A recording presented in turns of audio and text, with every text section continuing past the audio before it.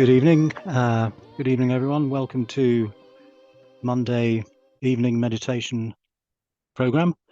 And today is a special day because it's Holi, the festival of Holi. And Holi marks the end of winter and the arrival of spring and shouldn't be confused with Sankranti, which is the marking of the days getting longer when the sun passes into the northern hemisphere. Sankranti marks the end of winter and the arrival of spring, as we saw by the sunny day today and the warmth that came with it. So tomorrow is when we have the celebrations, and we take our lovely coloured powder into work and throw it at everyone, and we all have fun. And no one will get dismissed for doing that, I'm sure. But probably don't do it because I've told you to do that. Sri Mataji has, I'm just going to read something that Sri Mataji said about the legend of Prahlad and Holika, which is the marking of, which is the story of how Holi started. Sri Mataji said there was a demoness called Holika. She was the sister of Prahlad, and Prahlad's father used to trouble him a lot. Holika had a boon that she would not be burnt by the fire. Prahlad's father wanted to kill him and told Holika to take the child, Prahlad, and sit on the burning pyre, thinking that she would not die. But it is surprising that she died, and Prahlad was not hurt in the fire and came out of it unscathed. This is a very big happening, which demonstrated that it is very wrong to be cruel and aggressive. She had the boon, but still she got burnt. That's why we have this custom on Holi. We have to understand that if we do wrong things, trouble others, then these are demonic qualities. Right-sided people develop these demonic qualities in them. We should not allow any such thoughts to come to our brain or give them any importance. We should love everyone. This is very important, and we must understand it very well. Otherwise, we will all become Holika, a demon. There is a very big lesson in this, that although Prahlad was a small child, yet he was not hurt at all. He was saved by the Almighty, and this lady who had a boon that she would not be burnt was burnt. She had obtained this boon after a lot of penance. She got burnt and he was saved. So that's the story of Prahlad and Holika. And I suppose it tells you that it's, if we surrender and we're detached and we leave it all to Param Chaitanya, it's a lot better than getting stressed. So we'll now have a meditation.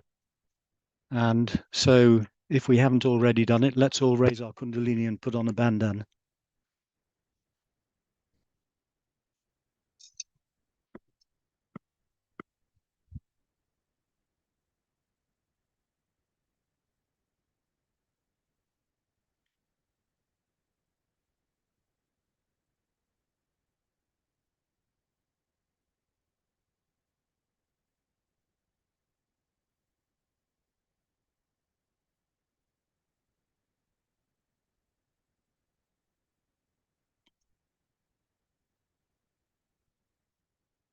Let's all put our attention on the Muladhara chakra.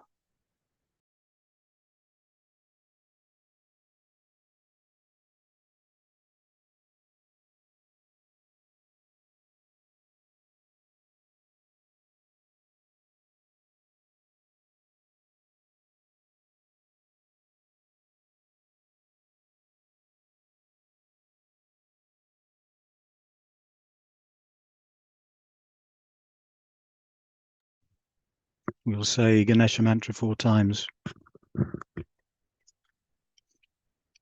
Om Twamiwa Sakshat Shri Ganesha Sakshat Shri Adi Shakti Mataji, Shri Nirmala Devi Namo Namaha. Om Tvamiwa Sakshat Shri Ganesha Sakshat Shri Adi Shakti Mataji, Shri Nirmala Devi Namo Namaha.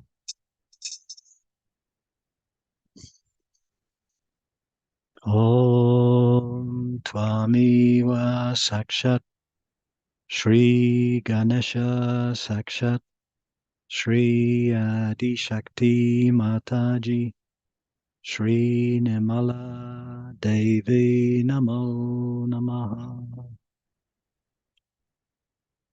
Om Tvamiwa Sakshat Shri Ganesha Sakshat Shri Adi Shakti Mataji, Shri Nirmala Devi Namo Namaha.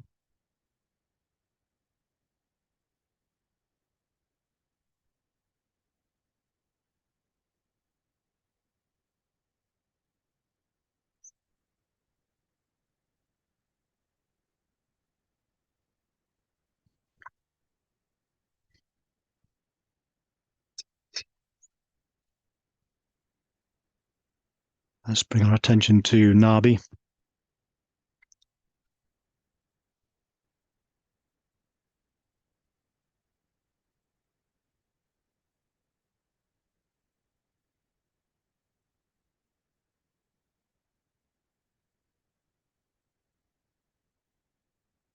Sri Mataji, please let me feel the quiet in my Nabi. Let me feel the peace. Take away all the stresses and strains from the day.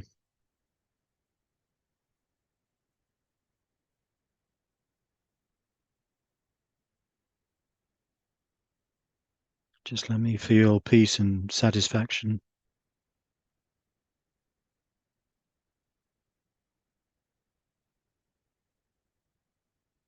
That in all this turmoil in the world,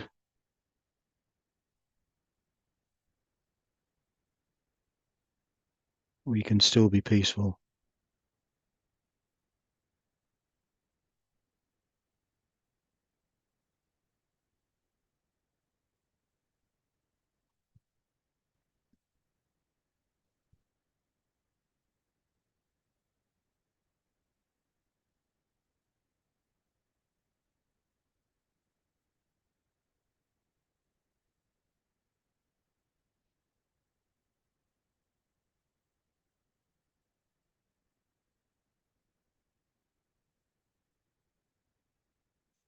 Mother, make me completely satisfied, completely at peace.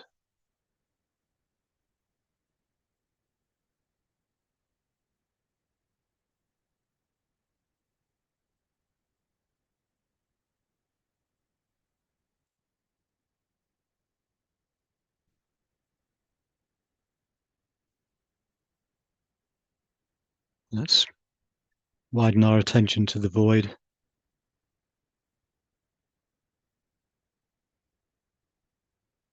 Mother, in this,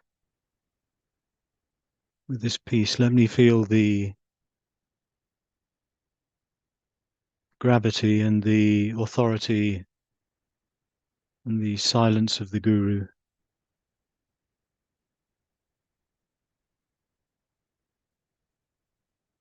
I am my own Guru.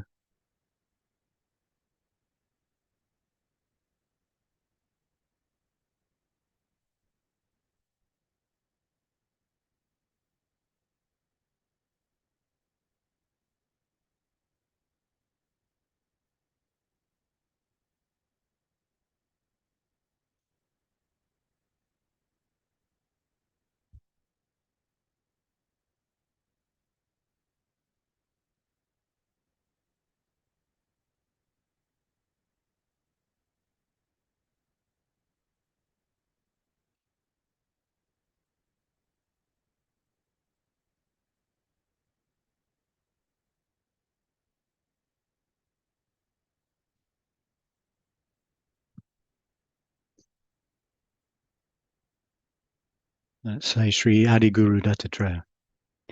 Om Twamiwa Sakshat Sri Adiguru Dattatreya Sakshat Sri Adi Shakti Mataji Sri Nirmala Devi Namo Namaha.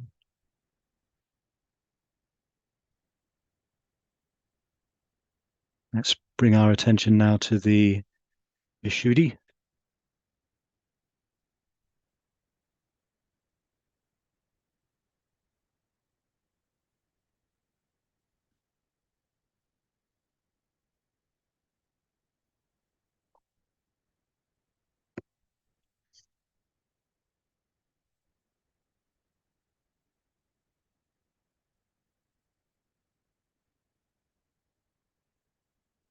Sri Mataji, make me a detached person. Please increase my power of detachment.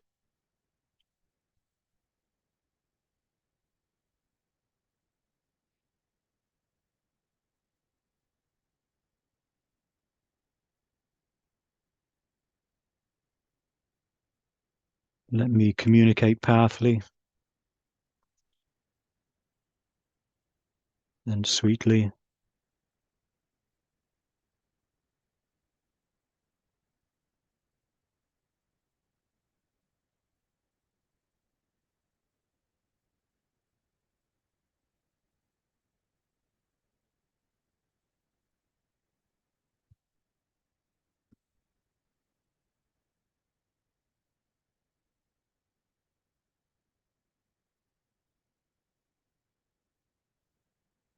We'll just listen to a shloka by Nikki Wells on the Vishuddhi. So let's keep our attention there.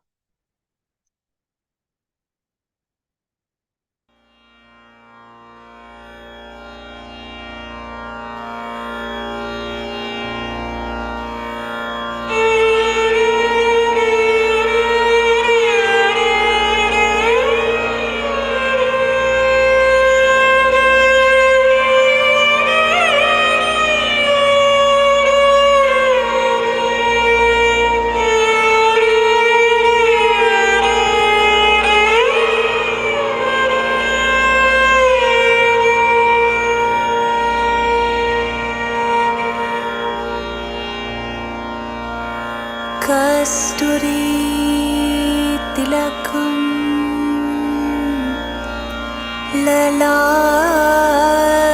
ललाटपटले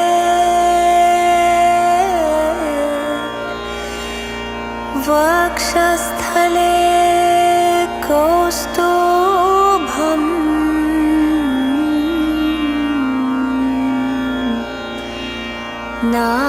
नासाग्रे नवमोतिकं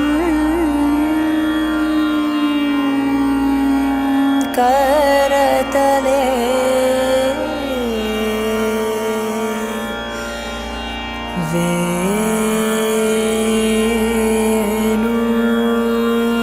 वेणुकरे कंकणम्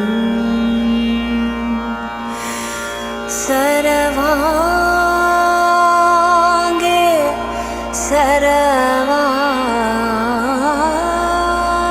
सर्वांगे हरिचन्दनं सुलालितम्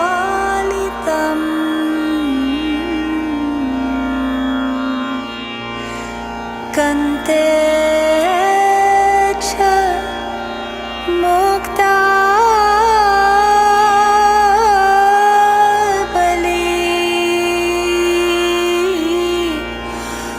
गोपस्त्री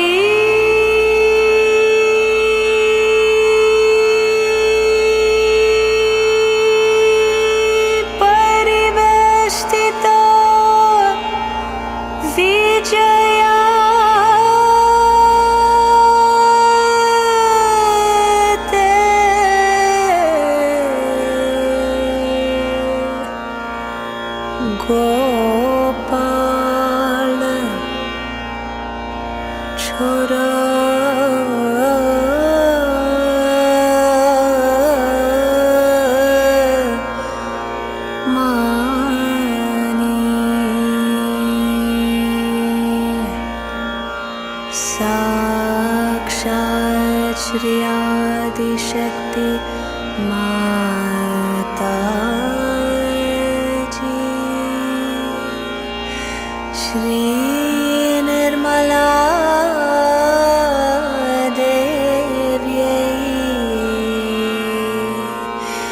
Shri Nirmala देव्यै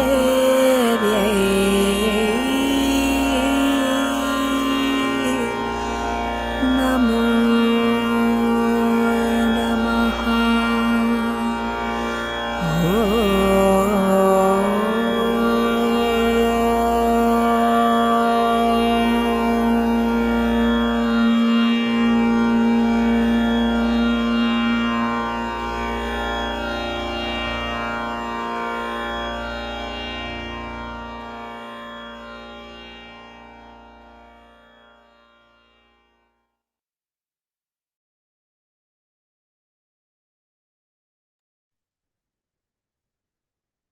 Now let's bring our attention to the Agya chakra.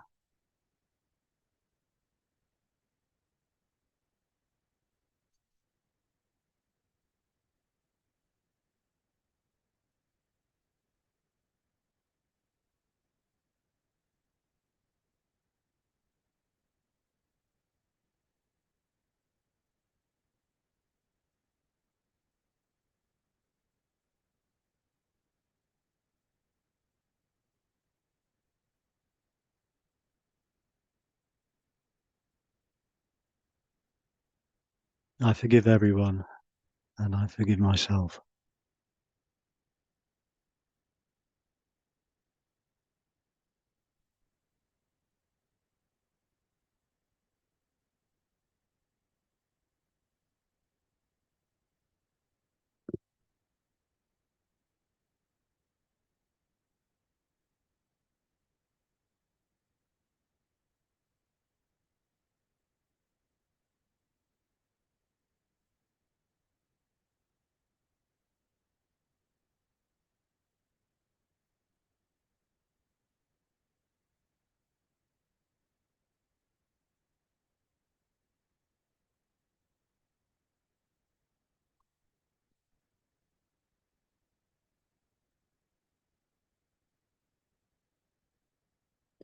Om Tvamiwa Sakshat Shri Mary Jesus Sakshat Shri Adi Shakti Mataji Shri Nirmala Devi Namo Namaha. Om Tvamiwa Sakshat Shri Ekadesha Rudra Sakshat Shri Adi Shakti Mataji Shri Nirmala Devi Namo Namaha.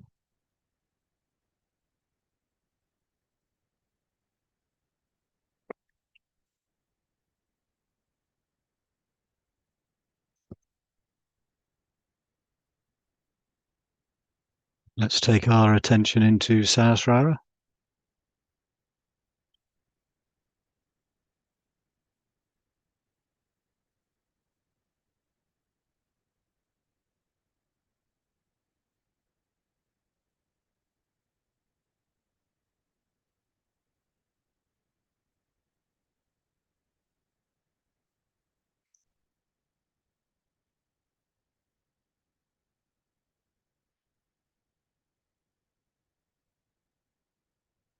Sri Mataji, please take all our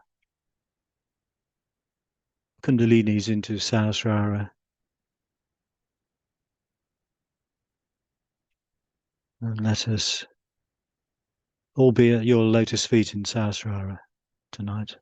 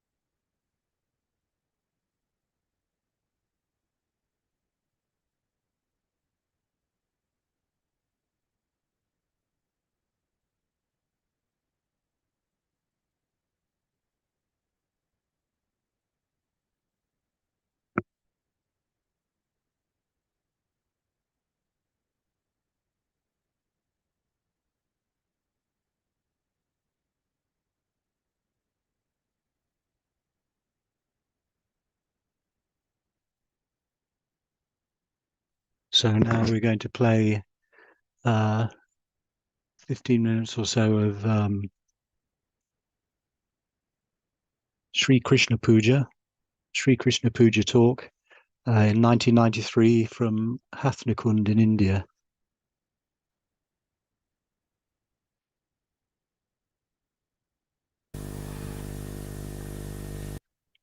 Forgive us, the sound isn't absolutely brilliant, but you can hear it, I think. Today we are going to have the puja of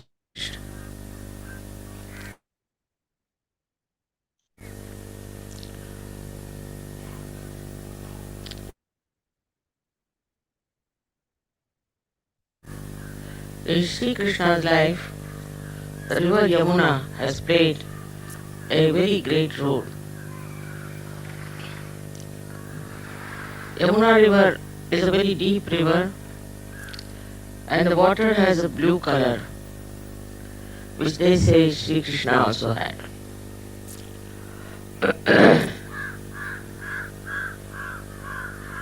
While the river Ganges flows faster and much shallower than this river.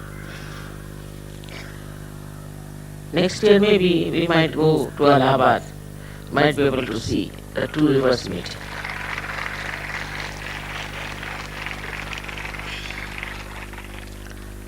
The whole of Haryana has been a very, very historical, mythological place.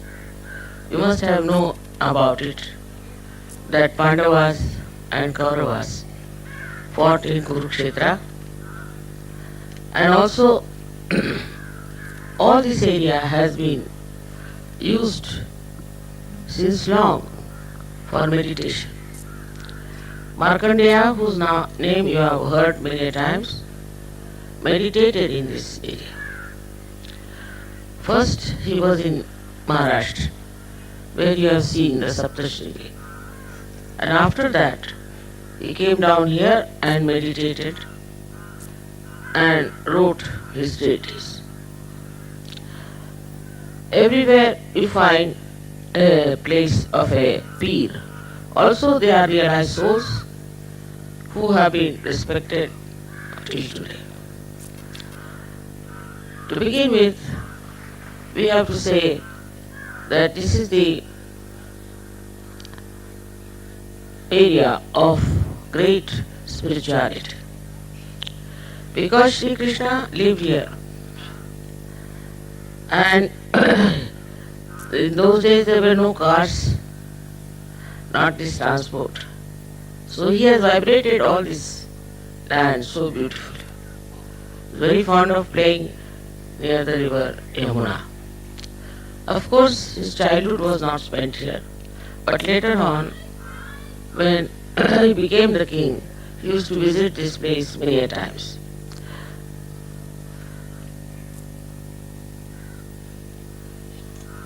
We have to understand his character in a very special way. First we had the incarnation of Sri Rama. The Vishnu, as you know, took the birth of Sri Rama. But Sri Rama forgot his divinity. He was made to forget his divinity. And he lived like an ordinary person, became a king, like Socrates has described, the benevolent king. And he had to also sacrifice his wife. That's very symbolic, no doubt. The other part of North India will be able to see his vibrated areas where he moved. But Maharashtra he went without shoes, walked and walked and walked. Thus, this whole country is really vibrated by great saints and by great incarnations.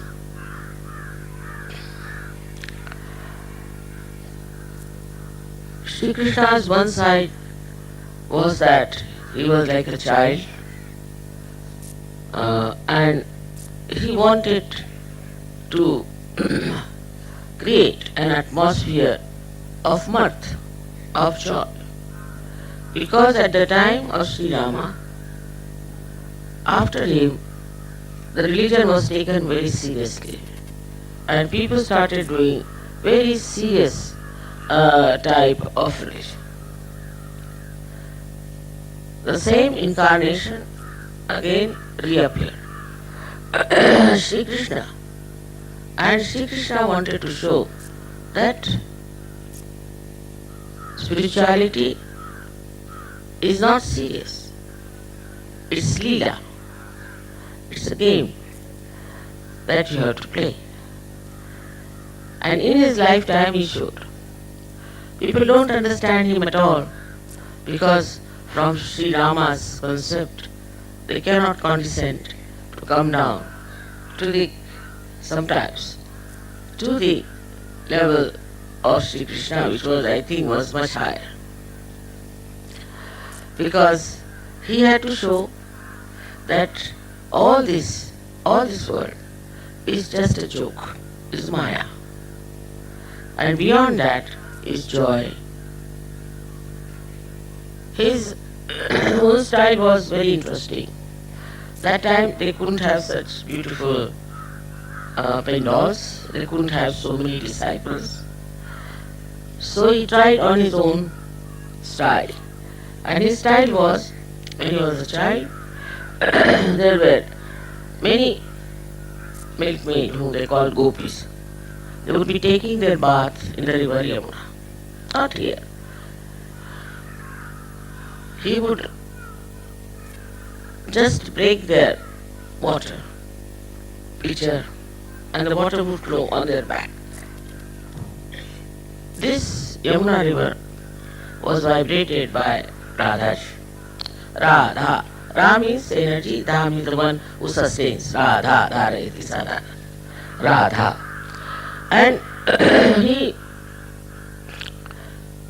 didn't know how to tell them about Kundalini.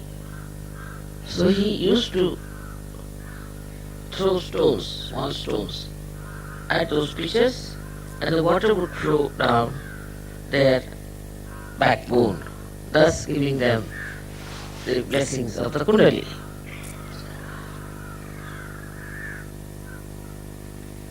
His style was extremely simple, playful, mirthful, and nobody understood why he was doing all these things. Also, when he was a very small child, there were ladies who were taking their baths. So he was trying to raise their Kundalini and he hid their clothes, evaporated them. So many people don't understand a little child is so innocent.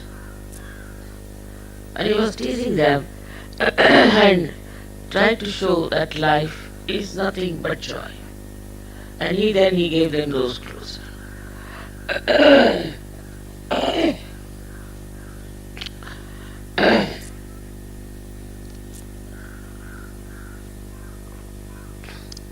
Later on, he grew up. Then he became the king of Dwarika. In our country, there are very westernized intellectuals. And they try to say that there were two Sri Krishnas. I mean, they want to analyze everything without understanding spirituality. What is the subtle thing behind it? He had 16,000 wives, as they say. They were his powers. See, for men, I am a mother. I can have thousands of children, boys, girls, men, women. Nobody can say anything about my character. But for men it is very difficult. So he got all his powers born as women who were married to some king. Not married, actually he had abducted those women and put them in jail. So he saved them from there, brought them out and married them. Now if you see, the accent is on marriage. He married them. These were his 16,000 powers. As you know, he is 16 petals and 1,000 of the Sahasrara, 16,000 powers which he married.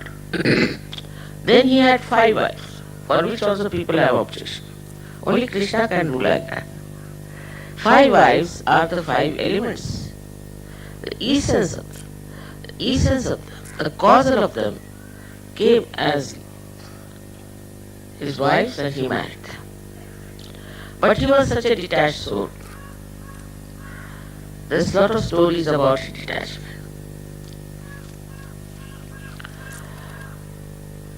There was one great rishi, meaning a saint, a sage, who had arrived on the other side of the river Yamuna. This was in Dwarika. And there was no Yamuna river, but there was Narmada and Tapi. And they wanted to go and serve the sage. So when they went near the river, they found the river was all flooded. So they went back to Sri Krishna and said, see, we are going to worship the sage and the river is all flooded.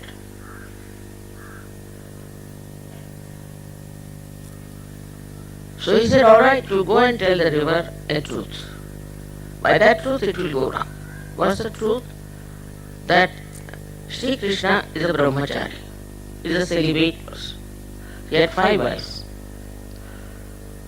They said, how can we say this? This is the truth. He said, you go and tell them. Tell the river. And the river will understand the truth, the power of truth will put down the floods. So they went and they said that Sri Krishna is a brahmachari. And the river went down. And they were surprised. How it can happen? This fellow is our husband.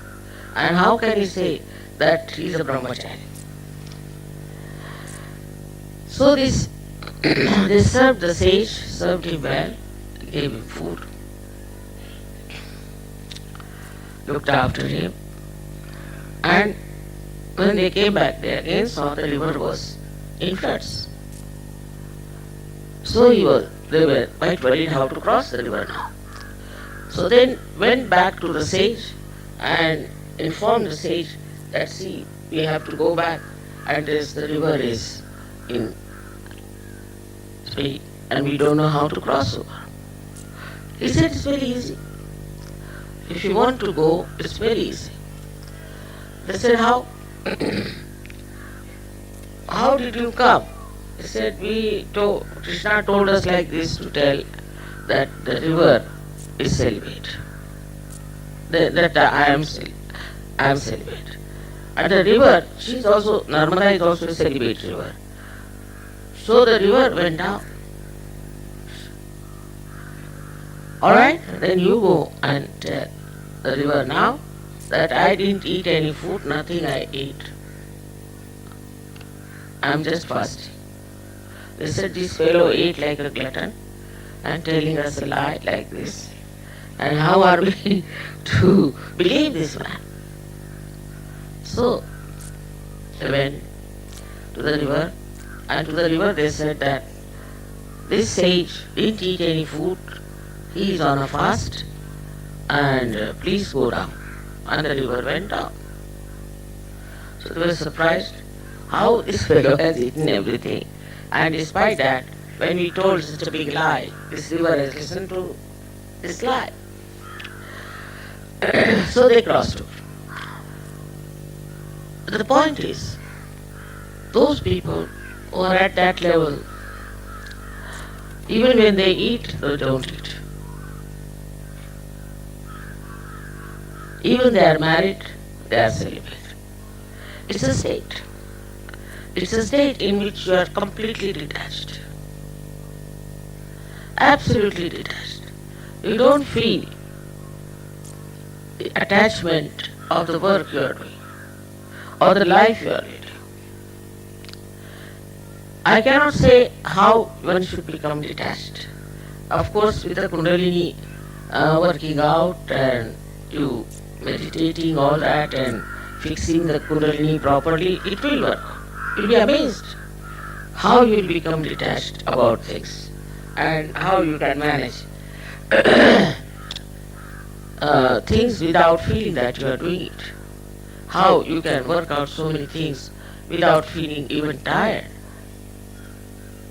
It's a state, and that is the state one has to achieve. Now for that, whether you are at that stage or not, first thing you must notice how many times I use the word I, me. How many times I said, I saw these, I enjoyed these, I that. Or this is my child, this is my house, something like that. When you start using I too much, then you are not detached. Try to introspect. How many times I say, I have got the got this work to be done, I've got to do this, I must furnish this, I must achieve this is the goal of my life. These are all words of illusion. Once you get detached, it's a state again. I wouldn't say that by standing on your head you will become detached or anything like that. It's a state into which one has to grow. So Sri Krishna's message all his life was complete detachment. Even when he went with Arjuna for a war, he said, I will be just the driver of your chariot. But I will not raise any weapons. I will not fight. I will be just your charioteer. And if you agree to that condition, I'll be there. Actually, when Arjuna had a question, how can I kill? These are my relations, these are my gurus, these are my uh, close people, my friends. How can I kill them? And he became very depressed. When he became depressed, Krishna said that do you know they are already dead? Anything that is born has to die. So you have to kill them. Now people can say that Krishna was preaching violence. No, not that. But what he said at those people who are adharmis, who have no sense of dharma, who have been so cruel, who have been very much against the tradition of dharma, they have to be killed. Whether you kill them or not, they are already dead because they have committed so many sins. They are already dead. So you should not think that you are killing. But it's divine.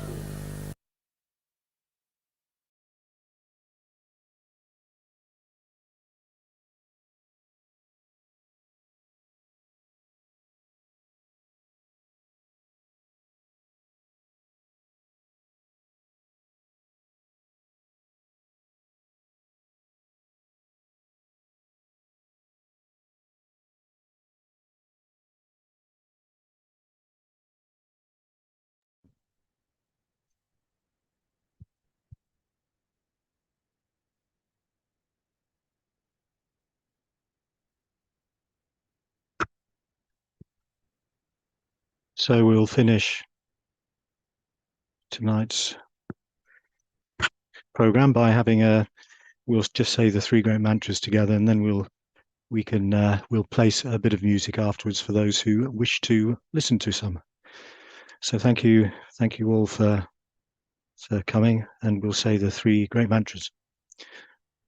Om Tvamiva Sakshat Shri Mahalakshmi Maha Saraswati Mahakali Trigunatmika Kundalini Sakshat Shri Adi Shakti Mataji Shri Nimala Devi Namo Namaha.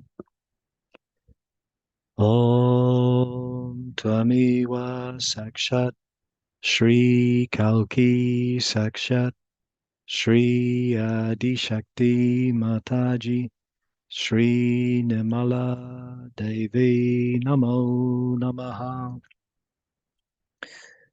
Om Tvamiwa Sakshat Shri Kalki Sakshat Shri Sahasrara Swamini Moksha Pradayini Mataji Shri Nirmala Devi Namo Namaha.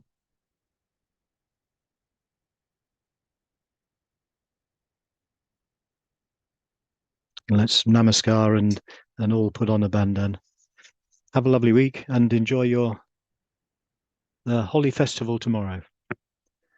Good night.